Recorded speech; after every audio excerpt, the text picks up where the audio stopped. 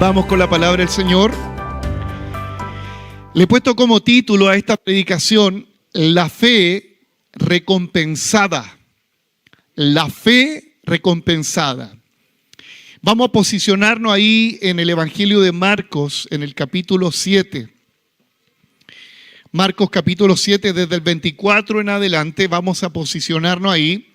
Pero antes, como un buen profesor, siempre cuando tenía que definir lo que es y no es un concepto, yo quiero imitar lo mismo. Creo que todos nosotros sabemos de alguna forma qué es la fe, ¿cierto? Los más bíblicos citan Hebreos 11:1. Es pues la fe, si usted se lo sabe, recítelo.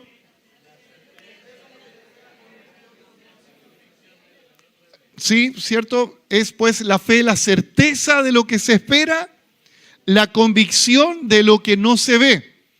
Esa es la definición bíblica. Pero ¿qué les parece que expliquemos lo que no es la fe? Ya para derribar algunos mitos, incluso religiosos evangélicos. Por ejemplo, ¿qué es lo que no es la fe? La fe, por ejemplo, aquellos que dicen tenerla, pero no es una fe verdadera, es aquella expresión que dice tener esperanza de algo de acuerdo a lo que se me antoja y que se va a lograr, sí o sí. Mire, es una línea muy delgada, porque es verdad que Dios concede las peticiones del corazón. Pero esas peticiones del corazón tienen que estar de acuerdo a la voluntad del Señor. Por ahí leía un libro que no me edificó mucho, de un personaje del cual voy a omitir su nombre, pero él decía que la fe activa la voluntad de Dios. La fe activa la voluntad de Dios. De hecho, hay personas que dicen, activa tu fe para que Dios haga algo. Es como medio mecanizado, digital. Es como que Dios pareciera que fuera el genio de la lámpara. Entonces tú le aprietas el botoncito, activación de fe. ¡Pum! ¿Qué quieres que haga contigo, amo? ¿Cierto? Bueno, la verdad es que eso no es la fe. El Señor no depende de hacer algo por la fe que tú tengas. Él no depende de nadie, porque Él es Dios soberano. ¿Estamos de acuerdo? Es incongruente que alguien diga tener fe y no pueda amar. Recuerde que el fruto del Espíritu es, ¿cuántos son? No, es uno. Es un fruto. Imagínese el fruto con porcentajes. Cada porcentaje es igual al amor, a la paz, a la mansedumbre. ¿Y qué es lo que agrada a Dios? La fe. La fe. Eso agrada a Dios. Viendo los evangelios, y no solamente los evangelios, sino que desde el Antiguo Testamento hasta el Nuevo Testamento hay personajes que destacan en su fe. Y curiosamente, ¿quiénes son los que destacan? Son aquellos que no eran del pueblo de Dios, en algunos casos. ¿Se acuerdan de usted de esa ramera que estaba habitando en Jericó? Rahab. Está en la galería de aquellos héroes de la fe. Rahab no era judía, era una cananea que estaba en esa ciudad y fue un instrumento en la mano de Dios. ¿Para qué? Para que Israel conquistara Jericó. Por la fe lo hizo, por la fe. En el Nuevo Testamento habla de dos personajes, incluso de un tercero, el centurión romano. Una fe extraordinaria. De hecho, hay dos personajes que Jesucristo aplaude su fe. El centurión romano le dijo: Señor, mi criado está enfermo en la casa, no soy digno de que tú vayas a mi casa, no soy un merecedor. Mira, pon atención, la fe te lleva a la humildad, siempre asociada a la humildad. Pero el centurión dijo: tan solamente di la palabra y mi siervo sanará. O sea, la fe, escúchalo bien, te lleva a reconocer que al que le está pidiendo tiene todo el poder. No le estás pidiendo una grutita a una imagen, con todo respeto, le estás pidiendo a aquel que hizo el cielo y la tierra. Tiene autoridad. Y el Señor le dijo a todos los que estaban ahí: ¡wow! Ni en Israel he hallado tanta fe como este. ¿El Señor alaba la fe? Sí, la alaba. No alaba al que tiene la fe, alaba la acción de la fe.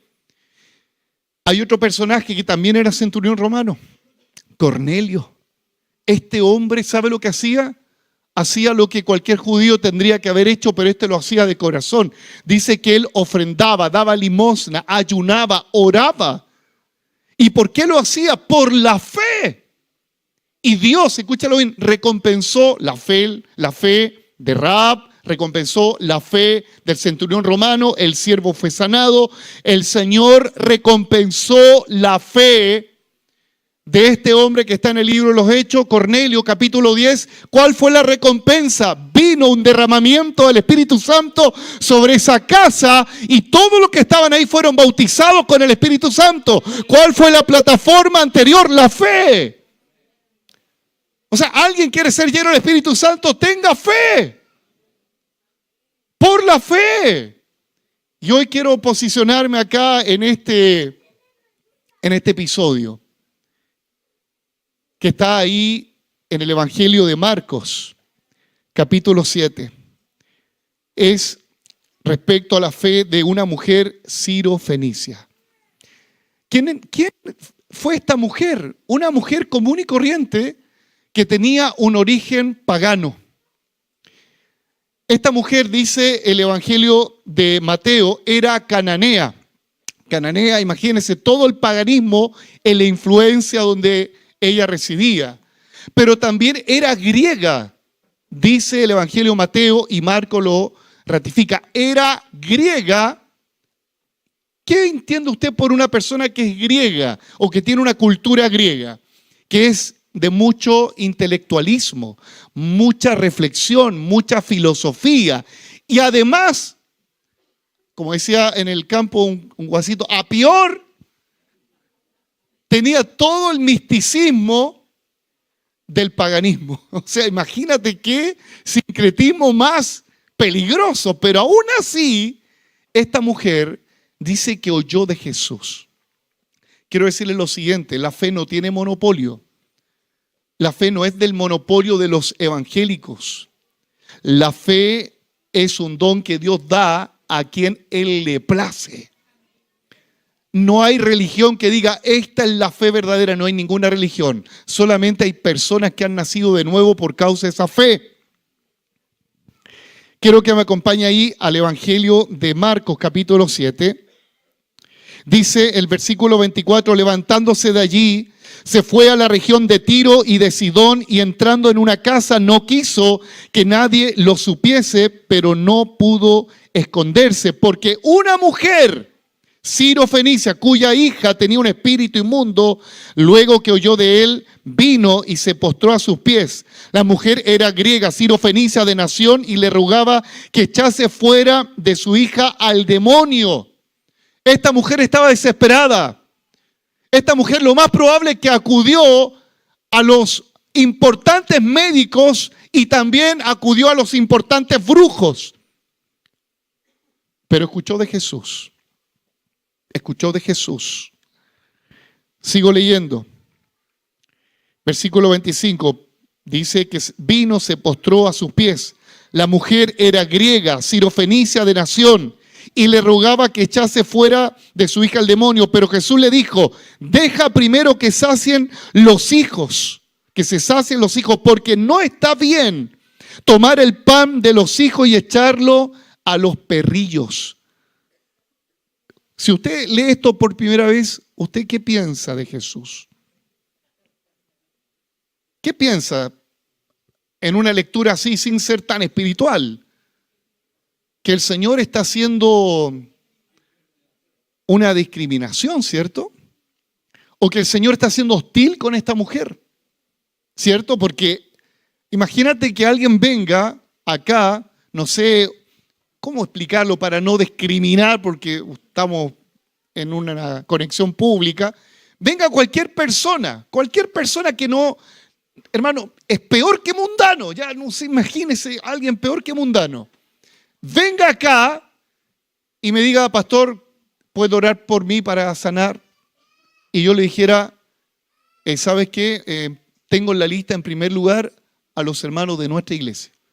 y son cerca de 200, 300, entonces tú tienes que esperar en 2 meses más que yo te atienda.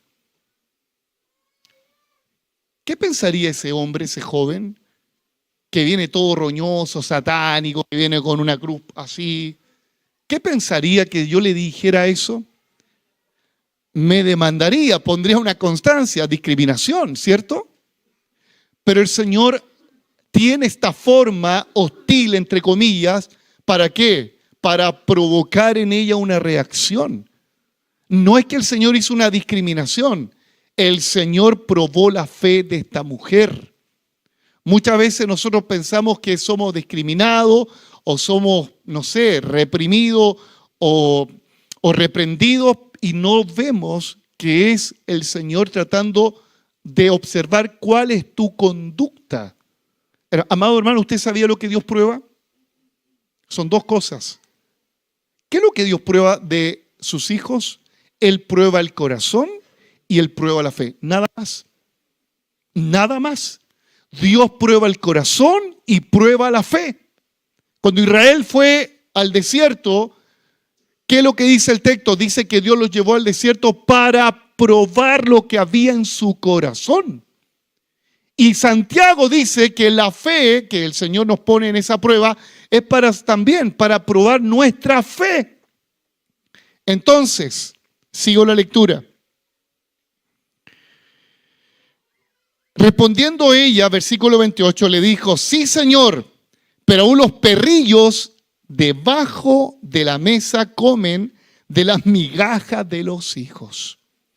Esta mujer no se puso así orgullosa, dijo: usted me ofendió. Usted me dijo que era una perra. Usted está ofendiendo a mi pueblo. Usted está diciendo que yo no merezco salvación. No, en ningún momento esta mujer le recrimina. La fe te lleva a tener humildad y aceptar incluso la forma como el Señor te lo está diciendo. Dice: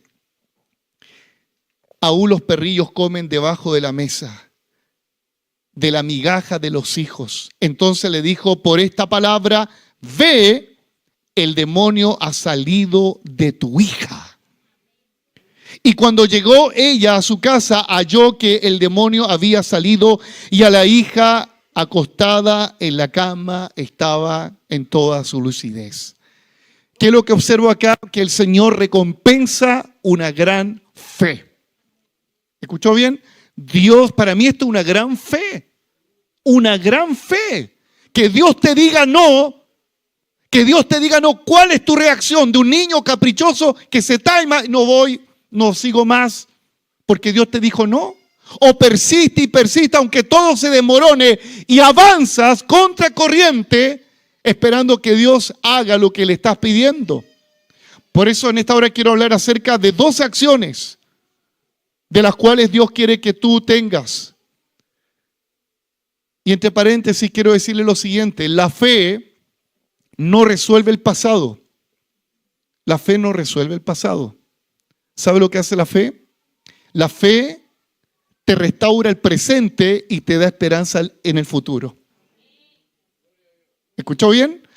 La fe en Dios no te repara el pasado, ya quedó el pasado, pero las consecuencias del pasado que enfrentas en el presente, si tienes esa fe en Dios, el Señor te ayuda a solucionar lo que no pudiste hacer sin la fe en Jesús. Y puedes mirar tu futuro con esperanza. ¿Alguien le da un aplauso al Señor por ello?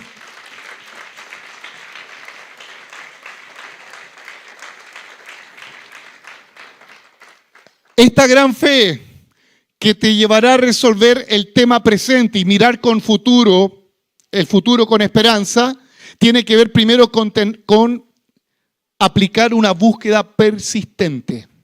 ¿Qué hizo esta mujer? Esta mujer persistió. ¿Y de cuál fue la forma que lo hizo? Quiero que ahí anote bien, o usted lo leyó. El versículo 24 dice que se levantó de allí el Señor, ¿cierto? Y fue a la región de Sidón, entró en la casa. Y hay algo curioso, dice que no quiso que nadie lo supiese, pero no pudo esconderse. ¿Por qué el Señor no quiso que nadie lo lo interrumpiera. Probablemente estaba cansado. Probablemente, no lo sé, la Biblia no lo dice. Segundo, ¿cuál es mi hipótesis segunda? Probablemente el Señor estaba pidiendo, Jesucristo, estoy especulando, pidiendo autorización al Padre en esa casa donde estaba solo, si Él podía intervenir, hacer milagro en una ciudad, en una región estigmatizada. Recuerden que el Señor Jesucristo, cuando envió a los 12 discípulos, ¿cuál fue la instrucción que le dio el Señor?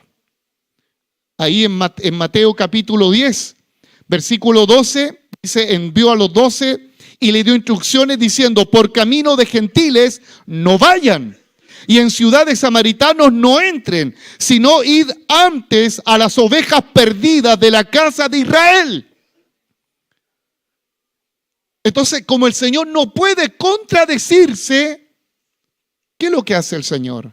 Está pidiendo dirección al Padre. Yo me quedo con eso, que está pidiendo, porque recuerde que el Señor Jesucristo dijo, el Hijo no hace nada sin antes ver y escuchar lo que el Padre le dice y le muestra.